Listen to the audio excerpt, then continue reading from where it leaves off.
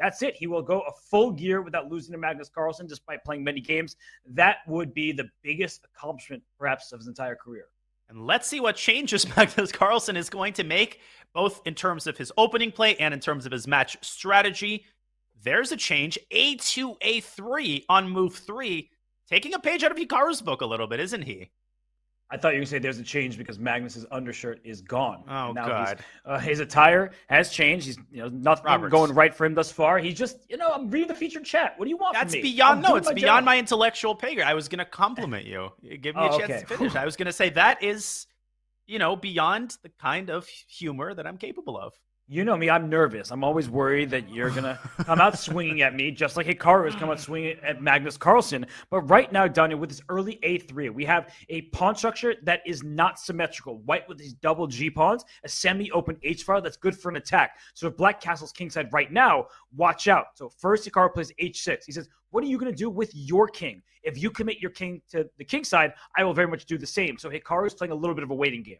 Yeah, and of course, you can't castle queenside anymore. You've already moved the rook. He does castle kingside, and Magnus saying, yeah, I've got some visual damage on the kingside, but that pawn on g3 could also potentially serve as an anchor point for a knight that jumps into h4. You see this move sometimes. We have a trade on e4, and is Hikaru contemplating d takes e4 to push the knight off of f3? Pretty risky decision because you don't want to get caught with isolated pawns, or double pawns, I should say, in this position, but he goes for it. And now a big choice for Magnus, who dropped his knight to d2. So c5, knight c4, knight d6 for white. But as you're indicating, Black is fighting for that very same pawn push to try to chisel at White's pawn on d4. And there is a second pawn push, e6, e5, which has the benefit of undoubling Black's pawns. But you're absolutely right. Hikaru doesn't mind these doubled pawns. Both of them are serving a purpose. The e6 pawn is protecting the bishop, which is protecting e4. This is like one defensive unit. And Magnus is driving his queen up to b3, forcing a little weakness and making space for his rook to enter the party. And here might come knight b1, knight c3, improving the knight. Or he goes queen c3, he wants b4. Perhaps White is essentially up a pawn in many ways because Black has these doubled e-pawns. So let's slice the board in half. You know I love to do that. If we look at the A through the D file, White has 4 pawns, Black only has 3. So if you can force that pawn off of c5, Danya, like let's say c takes b4, a takes b4, we have a passed pawn ready to roam.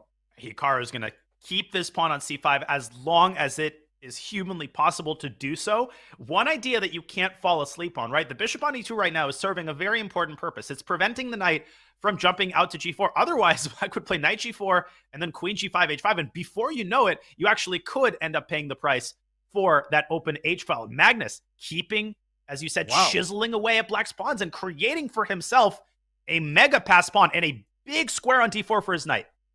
Yeah, and he essentially is up a pawn. Look at the position. That one pawn on e3 covers 2 of Black's pawns on e4 and e6. And that bishop on f5 doing nothing. You have to play e6 to e5 just to get your bishop back in the game and stop the pass pawn. But White may play queen a5 next move, just to trade queens, then play c6, and just try to get that pawn as far up the board as possible.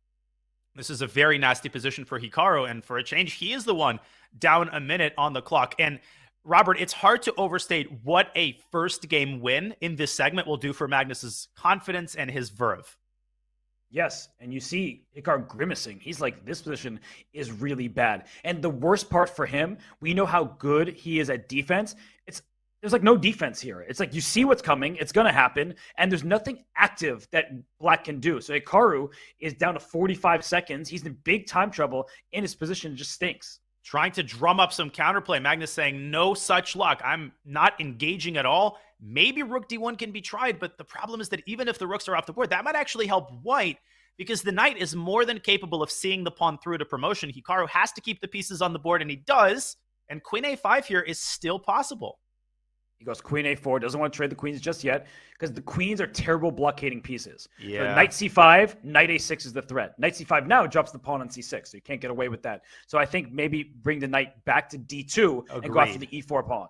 But maybe c6 was a little bit hasty. It was such a tempting move, but Hikaru is pretty close to going bishop e6, d5, and we know what he's capable of in these types of positions. I'm more worried about his clock, the combination of the passed pawn and the 20 seconds on his clock. If Magnus doesn't win this, Robert, if Magnus C5. doesn't win this. I think rook c5. That way your pawn at c6 is defended. You stop knight d5. You can play Great knight call. c4 next. I think it's a really strong move, and that way your passed pawn is safe and sound. You can also play queen a5 to immobilize black's rooks, but whatever you do, don't start with knight c4 and blunder the pawn on c6.